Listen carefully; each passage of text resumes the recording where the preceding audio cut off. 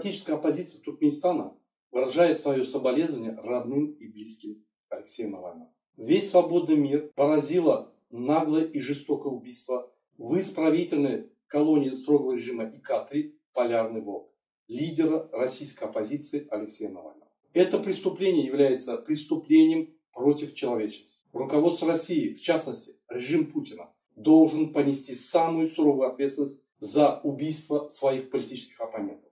Все свободы и демократические страны, где человек и человеческие ценности являются главным приоритетом, должны немедленно дать свою реакцию на преступление режима Путина. Необходимо немедленно ввести такой уровень санкций и запретов против режима Путина, чтобы у него не было больше желания нарушать международные конвенции, нормы и законы. Алексей Навальный был политиком и уникальной личностью. Он один из немногих, кто храбро и справедливо боролся с коррупцией и бесправием путинского режима на территории России.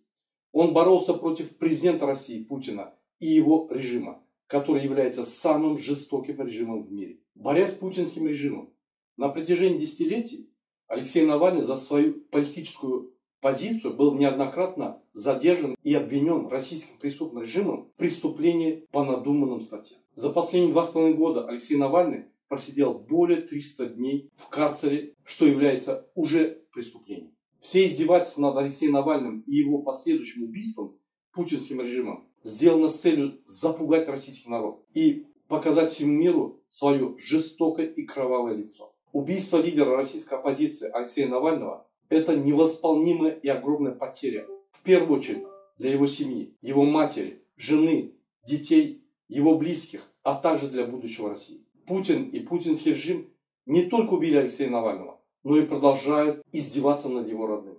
Путинский режим боится отдать тело Навального его родным. Это говорит о том, что Путин боится ответственности за свое преступление.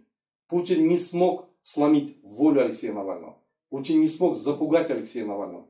Путин проиграл. Теперь Путин уже никогда не сможет победить Алексея Навального. Путин, проиграв политическую борьбу Навальному, продолжает поступать подло и пытается запугать семью Алексея Навального. Запугать его маму. Чем больше Путин будет убивать своих политических оппонентов, тем больше в политическом пространстве будут появляться его политические оппоненты. Тем больше они усердно будут бороться за освобождение России от путинского режима. По всем религиозным нормам, по всем человеческим нормам, согласно всех заключенных Россией конвенций и международных норм, путинский режим немедленно обязан выдать тело Алексея Навального его родным. Пропагандируя высокие нравственные нормы в российском обществе и в мире, Путин и путинский режим в очередной раз подтвердил, что этот режим никогда не ценил человеческую жизнь и человеческие ценности.